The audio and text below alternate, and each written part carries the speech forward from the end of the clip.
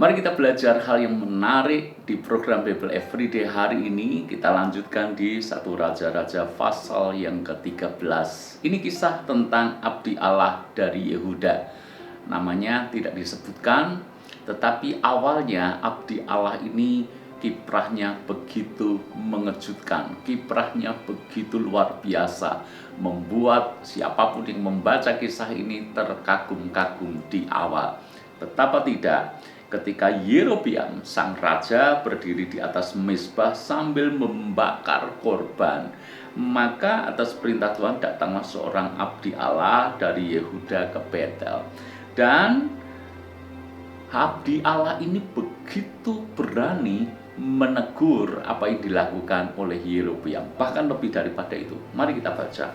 Lalu atas perintah Tuhan berserulah orang itu terhadap mezbah itu, katanya, hai mezbah, beginilah firman Tuhan bahwasanya seorang anak akan lahir pada keluarga Daud, Yosea namanya. Ia akan menyembelih di atasmu imam-imam bukit pengorbanan yang membakar korban di atasmu, juga tulang-tulang manusia akan dibakar di atasmu. Abdi Allah ini begitu berani menyuarakan pesan Tuhan, bahkan begitu nekat berdiri di hadapan raja dengan mengatakan bahwa seorang anak akan lahir dari keturunan Daud, Yosea namanya. Saudara-saudara, secara tidak langsung ini merupakan penghinaan kepada raja pada waktu itu.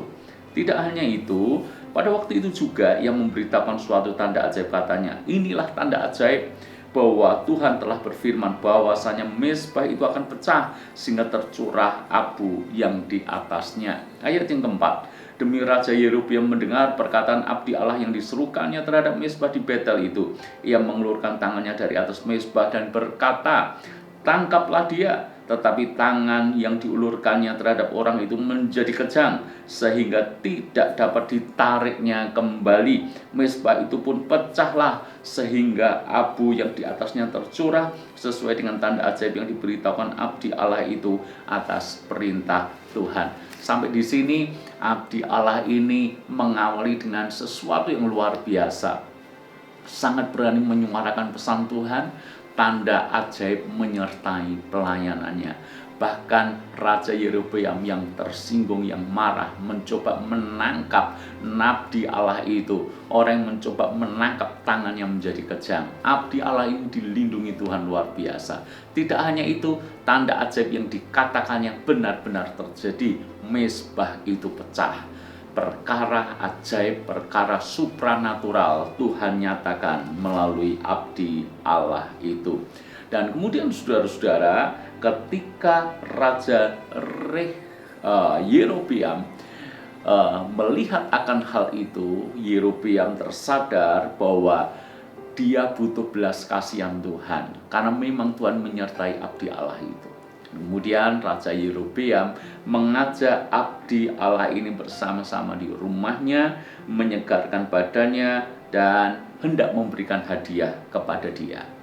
Ayat yang ke-8, tetapi abdi Allah itu berkata kepada raja, sekalipun setengah dari istanamu kau berikan kepadaku, aku tidak mau singgah kepadamu, juga aku tidak mau makan roti atau minum air di tempat ini. Sebab beginilah diperintahkan kepadaku atas firman Tuhan, jangan makan roti atau minum air, dan jangan kembali melalui jalan yang telah kau tempuh itu.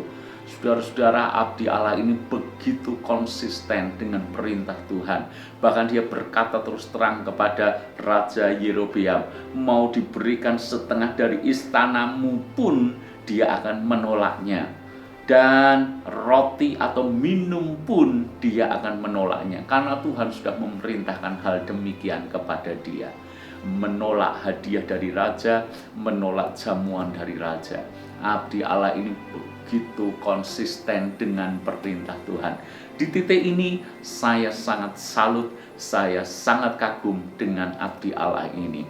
Tetapi saudara, ketika dia melanjutkan perjalanan, ada seorang nabi yang kemudian mengajak dia singgah ke rumahnya untuk makan dan minum. Coba kita baca ayat yang ke-15. Katanya kepadanya, marilah bersama-sama aku ke rumah untuk makan roti. Sebuah ajakan buat dia. Tetapi jawabnya, aku tidak dapat kembali bersama-sama engkau dan singgah kepadamu. Aku tidak dapat makan roti atau minum air bersama-sama engkau di tempat ini. Sebab telah diperintahkan kepadaku atas firman Tuhan, jangan makan roti atau minum air di sana. Jangan berjalan pulang melalui jalan yang telah kau ambil itu.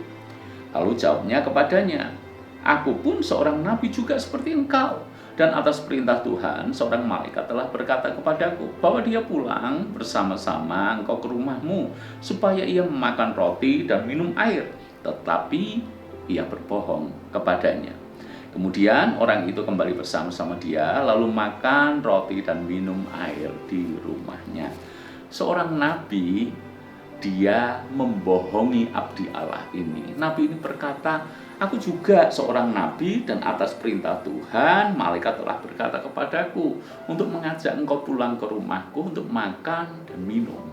Saudara-saudara, abdi Allah itu menurut dengan perkataan nabi itu. Dia melanggar ketetapan Tuhan dan atas bujukan nabi itu dia makan dan minum. Akibatnya apa? Ayat yang ke-24. Orang itu pergi, maksudnya abdi Allah itu, tetapi di tengah jalan ia diserang seekor singa dan mati diterkam. Mayatnya tercampak di jalan dan keledai itu berdiri di sampingnya.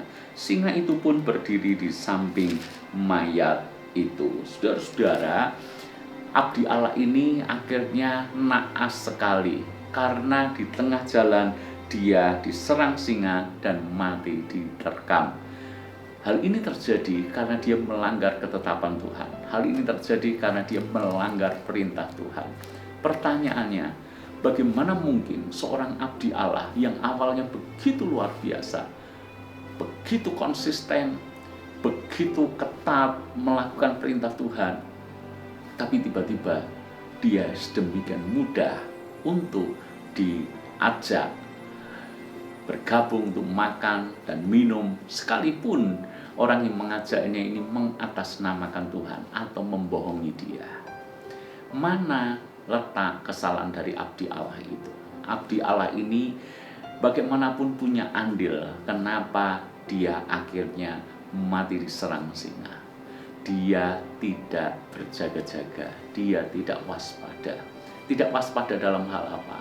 Tidak waspada dalam hal mendengar perkataan orang lain yang sebetulnya menipu dia dan membelokkan perintah Tuhan bagi dia.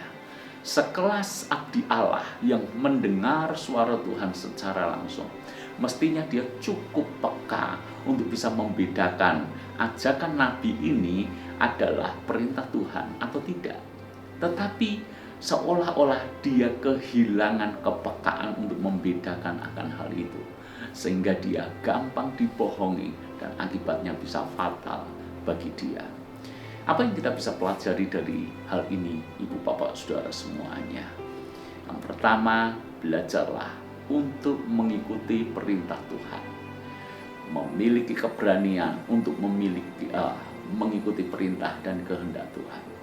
Yang kedua, belajarlah untuk konsisten. Hamba Tuhan ini atau abdi Allah ini awalnya sangat konsisten, tetapi di akhir hidupnya konsistensinya mulai memudar hanya gara-gara dia disesatkan. Jadi yang ketiga kita belajar, jadilah orang yang waspada, selalu berjaga-jaga. Mintalah hikmat Tuhan dan biarlah Roh Kudus membimbing kita untuk membedakan ini hal dari Tuhan atau bukan. Sehingga kalau kita bisa membedakan, maka kita tidak gampang disesatkan. Jangan sampai kita disesatkan dan berakibat fatal bagi diri kita sendiri.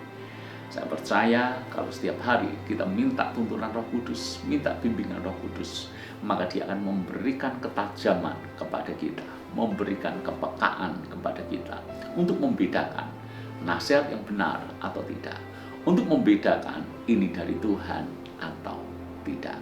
Tuhan memberkati kita semua.